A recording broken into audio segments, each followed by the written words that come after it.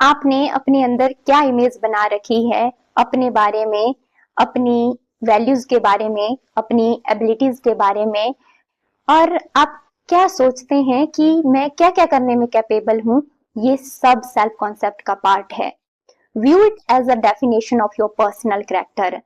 If you see yourself as confident and successful, तो आप फिर उसी तरह से एक्ट करोगे।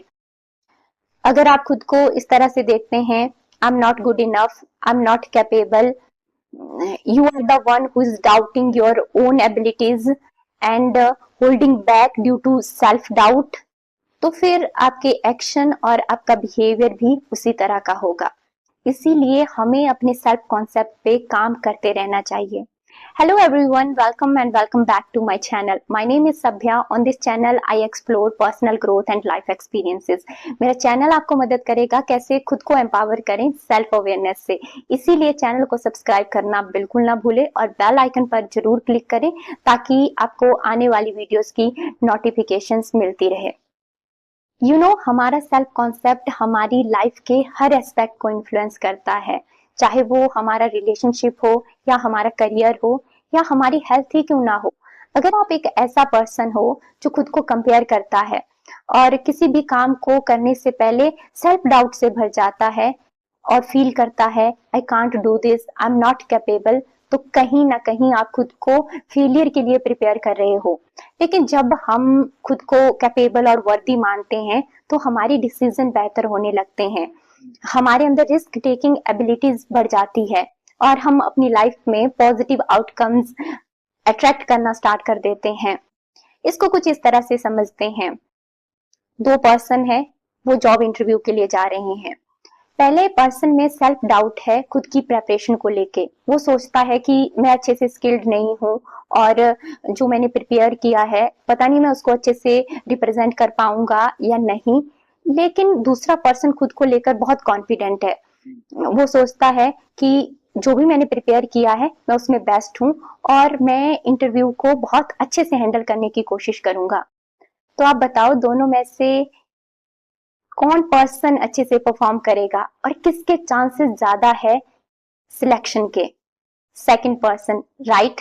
इसीलिए हमारा जो सेल्फ कॉन्सेप्ट होता है या हम कह सकते हैं या जो हमारी डिफॉल्ट सेटिंग होती है, जो हमारी कंडीशनिंग होती है, हम उसी के बेस पे एक्शन लेते हैं। जब हमारा सेल्फ कॉन्सेप्ट पॉजिटिव होता है तो हमारे एक्शन हमारे गोल को अचीव करने की तरफ ही लगेंगे। It's like a domino effect. One positive thought can create a ripple effect leading to a series of successful action.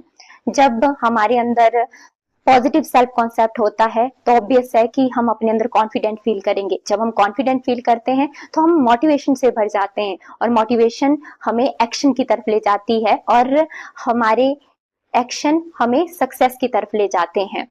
अगर हमारा सेल्फ कॉन्सेप्ट ही बिगड़ा हुआ है तो how we can improve our self concept? First तो ये है, start paying attention to your self talk. जरा रुको और देखो आप खुद को क्या बोल रहे हैं, आप खुद से कैसे बातें करते हैं।